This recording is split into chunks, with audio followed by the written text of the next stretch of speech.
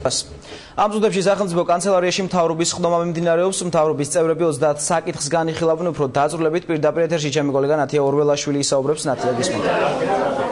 მთავრობის ხდომა სულ რამდენიმე წუთის წინ დაიწყო. ხდომის დაწყებამდე კომენტარი გააკეთა რეინტეგრაციის საკითხებში სახელმწიფო მინისტრმა პაატა ზაქარიაშვილმა.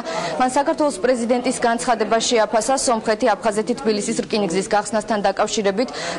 მინისტრმა აღნიშნა, რომ პრეზიდენტის განცხადება რკინიგზასთან მიმართებაში იყო არაკომპეტენტური, თუმცა ეს განცხადება ხელს ვერ შეუშლის ოსთა აფხაზ ხალხთან ურთიერთობის აღდგენას. გახსნაზე თუ იქნება ლაპარაკი რკინიგზის გახსნაზე და არასხვა რამეზე. დეოკუპაცია პროცესია, ხო რკინიგზის გახსნა არის კონკრეტული მოქმედება. ასე რომ რკინიგზის გახსნა შეიძლება იყოს დეოკუპაციის ნაწილი და არა დეოკუპაციის პარალელურად წარმოებული. ეს არის აბსოლუტურად არაკომპეტენტური, არაკვალიფიცირებული განცხადება.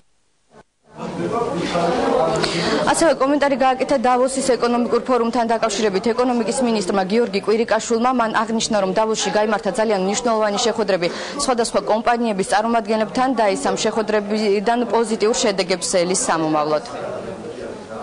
შედგა ძალიან ბევრი საინტერესო შეხვედრა, ძირითადად იყო საინვესტიციო ფონდებთან, როგორც არის JP Morgan, Blackstone, Meridian Capital და ასე შემდეგ. ასევე კომპანიებთან იყო შეხვედრები, როგორც არის მაგალითად Philips, Intel, Tata უდიდესი ინდური კომპანია, რომელიც რამოდენიმე მიმართულებას შეიცავს და კონკრეტულ პროექტებზე იყო ლაპარაკი მაღალი ტექნოლოგიების სფეროში, ასევე საქართველოსთან სხვადასხვა სავაჭრო ურთიერთობის კონტრაქტების გაფორმებაზე.